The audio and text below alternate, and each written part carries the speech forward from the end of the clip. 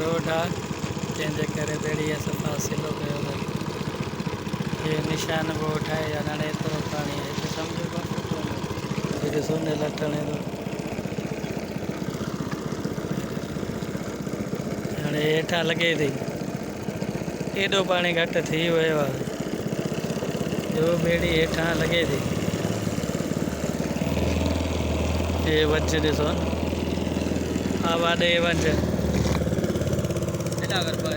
हा हा वंज में मुंहिंजे हथ में अथव। इहो साम्हूं ट्रैक्टर रोड जेको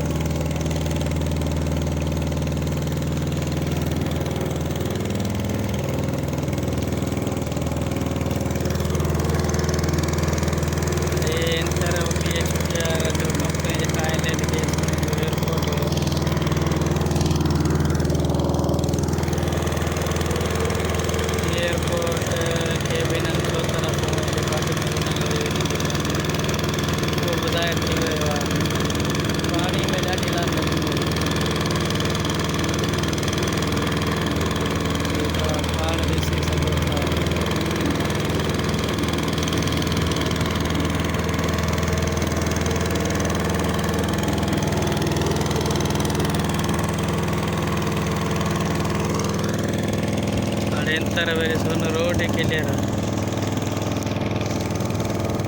ये रोड क्लियर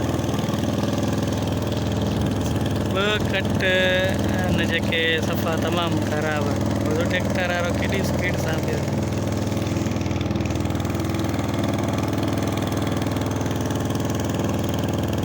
हे वेस्ट यार्ड इहो बि ज़ाहिर थी वियो आहे BHP Billiton company oil and gas जी। जीअं त तव्हांखे ख़बर आहे त तालको जो ई जेको मालामाल आहे ऑयल एंड गैस सां। हे हिन तरफ़ जेको आहे एयरपोर्ट आहे एयरपोर्ट ठाहियो हिननि ब्रिटिश कंपनी हुननि हेॾा रेल आहिनि जा ऑयल एंड गैस जा जेके तक़रीबन 2000 में थिया गैस हिननि मथे पहुचे गैस आयल हाणे पोइ हिननि ख़बर अथव हिननि जो इंजीनियर कमु आहे। हिननि हर शइ वेस्ट यार्ड ठाहिया हर शइ ठाहियो हुयो। जीअं वेस्ट यार्ड आहे जेको वेस्ट होॾां निकिरे पियो हुनखे हिते डिस्कार्ड कंदा पिया।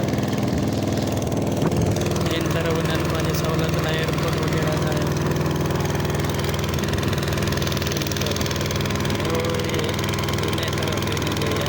पाइपिंग वग़ैरह इहे ई सभु ज़ाहिर थी वियो। ॿेड़ियूं हेठां लॻंदियूं पोइ ॾिसो रोड हेॾा क्लियर आहे। हाणे हे ॾिसो इहो ट्रैक्टर वारो कीअं पटियो थो वञे। वॾी स्पीड सां पिया वञनि इहे ॿई ट्रैक्टर तव्हां ॾिसी सघो था।